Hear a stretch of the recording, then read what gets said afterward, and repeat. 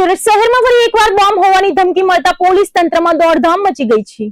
શહેરના પોસ્ટ ગણાતા પીપલોદ વિસ્તારમાં આવેલી પાસપોર્ટ ઓફિસને બોમ્બથી ઉડાવી દેવાની ધમકી ભર્યા ઈમેલ મળતા સનસનાટી ફેલાઈ ગઈ છે। ઘટનાની ગંભીરતાને ધ્યાનમાં લઈને સુરત પોલીસ અને બોમ્બ સ્ક્વોડની ટીમ તાત્કાલિક ઘટના સ્થળે પહોંચી હતી અને તપાસનો ચક્કો ગતિમાન કર્યા હતા।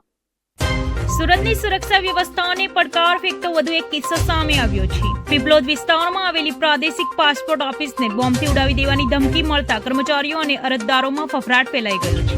અજાણ્યા શખ્સ દ્વારા ઓફિસના સત્તાવાર આઈડી પર ધમકીભર્યો ઈમેલ કરવામાં આવ્યો છે, જેમાં સમગ્ર બિલ્ડિંગને વિસ્ફોટથી ઉડાવી દેવાનો ઉલ્લેખ કરાયો છે। ધમકીની જાણ થતાં જ સુરત પોલીસનો ઉચ્ચ કાફલો અને બોમ્બ ડિસ્પોઝલ સ્ક્વોડની ટીમ પીપલોદ દોડી ગઈ હતી। પોલીસે તકેદારીના ભાગરૂપે પાસપોર્ટ ઓફિસને ખાલી કરાવી સર્ચ ઓપરેશન હાથ ધર્યું હતું। શંકાસ્પદ વસ્તુઓની તપાસ માટે ડોગ સ્ક્વોડની પણ મદદ લેવામાં આવી હતી। નોંધનીય છે કે અગાઉ પણ 2 વાર આ પ્રકારે પાસપોર્ટ ઓફિસને નિશાન બનાવીને બોમ્બના મેસેજ મોકલવામાં આવ્યા છે। પાસપોર્ટ ઓફિસને ત્રીજી વખત મળેલી આ ધમકી પાછળ કોઈ ટીખણખોળ છે કે કોઈ મોટું કાવતરું, તે દિશામાં સુરત સાયબર ક્રાઇમ સેલની મદદ લેવામાં આવી રહી છે। જે ઈમેલ આઈડી પરથી આ મેસેજ આવ્યો છે તેની તપાસ તેજ કરી દેવામાં આવી છે। હાલ પાસપોર્ટ ઓફિસની આસપાસના વિસ્તારમાં પોલીસનો ચુસ્ત બંદોબસ્ત ગોઠવી દેવાયો છે અને લોકોને ગભરાવાની જરૂર નથી તેવી અપીલ પણ પોલીસ દ્વારા કરવામાં આવી છે। સુરતમાં મિલકત પચાવી પાડવાના ગંભીર આરોપમાં લાલગેટ પોલીસે મોટી કાર્યવાહી હાથ ધરી છે। સુરત વાણી નામના સાપ્તાહિક સમાચાર પત્રના માલિક અયુબ ભીખન શેખની પોલીસે ધરપકડ કરી છે। નકલી ભાડા ચિઠ્ઠી બનાવીને કરોડોની મિલકત હડપ કરવાના આ કાવતરામાં પોલીસે 8 લોકોની સંડોવણી જણાઈ હતી।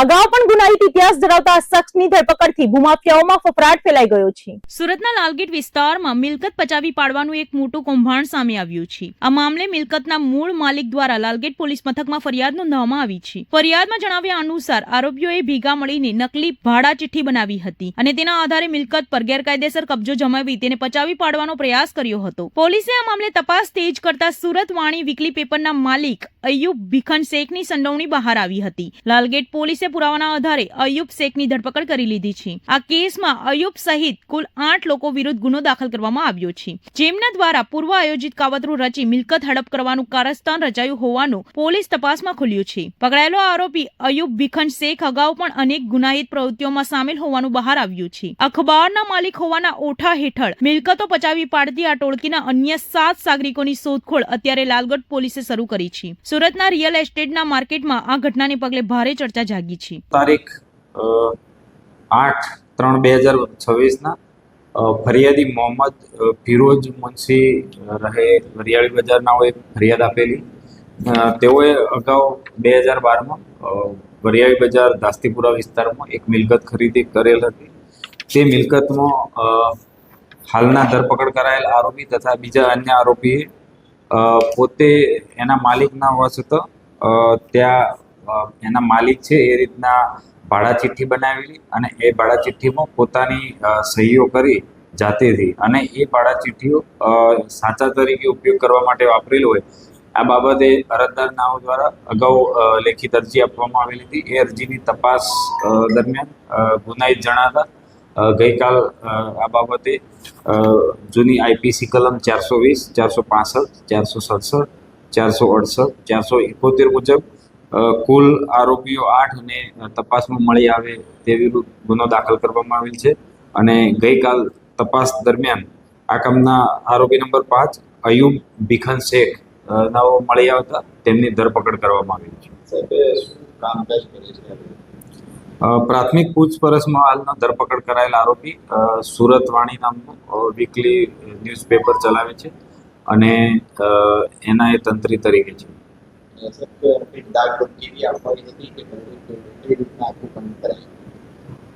આ કામે અગાઉ પણ એક આ બાબતે ગુનો દાખલ થયેલો છે।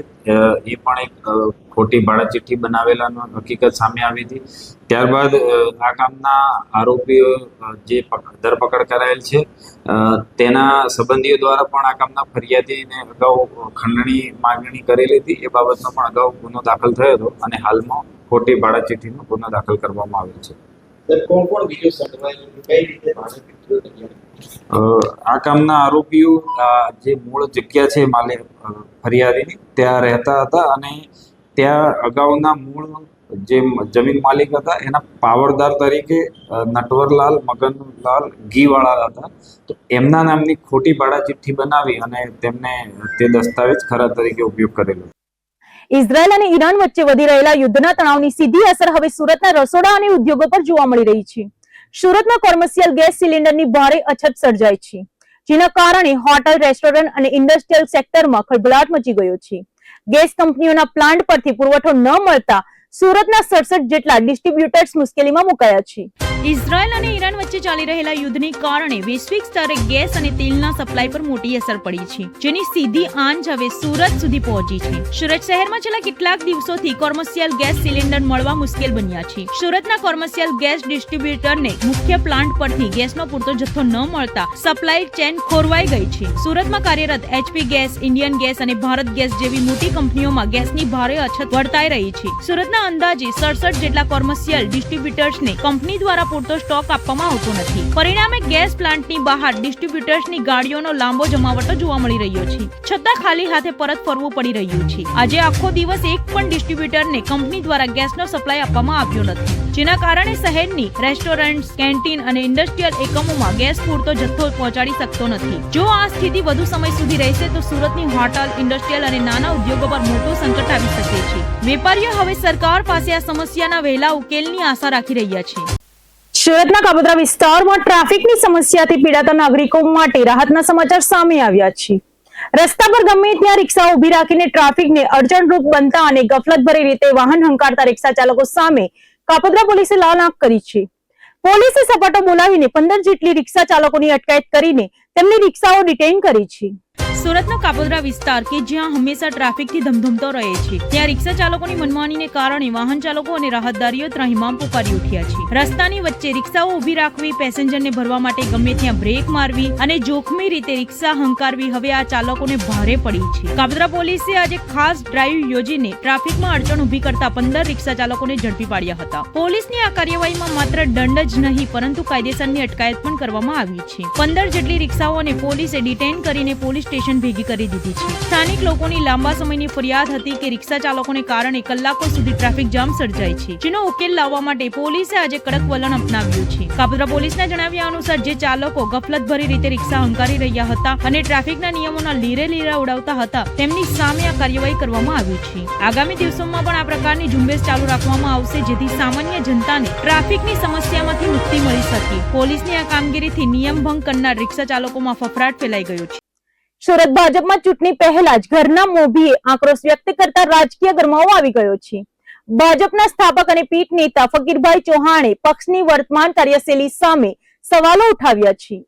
સુરતના ભાજપના વરિષ્ઠ અને સ્થાપક નેતા ફકીરભાઈ ચૌહાણે પક્ષની આંતરિક કાર્યશૈલી સામે બળવો પોકાર્યો છે. તેમણે વર્તમાન સ્થિતિ પર કટાક્ષ કરતા જણાવ્યું કે આજે જો કોઈ પોતાના હક માટે આંદોલન કરે છે તો તેની સીધો રાષ્ટ્રદ્રોહનો સિક્કો મારી દેવામાં આવે છે. 88 વર્ષની ઉંમરે પહોંચેલા આ પીઠ નેતાએ કોંગ્રેસ શાસનને યાદ કરી સરખામણી કરતા કહ્યું કે પહેલા આંદોલનકારીઓનું સન્માન થતું હતું, જ્યારે હવે કાયદાનો ડર બતાવીને લોકોનો અવાજ દબાવવામાં આવી રહ્યો છે. ફકીરભાઈએ ભાજપના પ્રચાર તંત્ર પર આકરા પ્રહારો કર્યા છે. તેમણે દાવો કર્યો છે કે પ્રજા સુધી વાસ્તવિકતામાં કશું પહોંચતું નથી, માત્ર વડાપ્રધાન નરેન્દ્ર મોદીના નામ પર એક આભાસી માહોલ ઉભો કરવામાં આવ્યો છે. ચૂંટણીના આરે ઉભેલા સુરત ભાજપના જ્યારે વરિષ્ઠ કાર્યકરોની ઉપેક્ષા થઈ રહી હોવાની વાત વહેતી થઈ છે, ત્યારે ફકીરભાઈના આ નિવેદનને સંગઠનના હોદ્દેદારોને વિચારતા કરી દીધા છે. ફકીરભાઈ ચૌહાણ, પૂર્વ મેયર, હાલમાં જ સ્નેહ મિલન કાર્યક્રમ હતો, એમાં બધા કાર્યકર્તાને યાદ કરવામાં આવ્યા અને બોલાવ્યા હતા.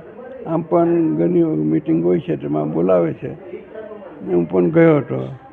એમાં મારી કોઈ સ્પીચ હતી નહીં.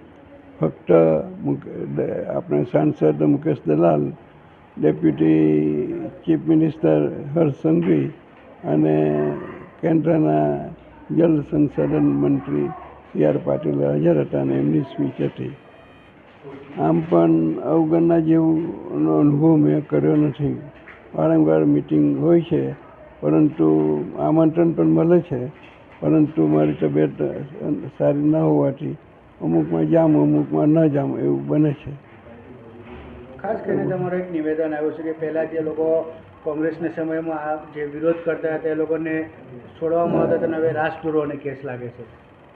હવે એમાં શું હતું કે ત્યારે રાજદ્રોહ અને રાષ્ટ્રદ્રોહનો કાયદો અલગ હતો, એટલે રાજદ્રોહના કાયદા હેઠળ અટકાયત થતી, એટલે અમારી પણ ધરપકડ તો કરવામાં આવતી જ, પરંતુ પછી ત્યાં હેડક્વાર્ટરમાં લઈને છોડી દેતા.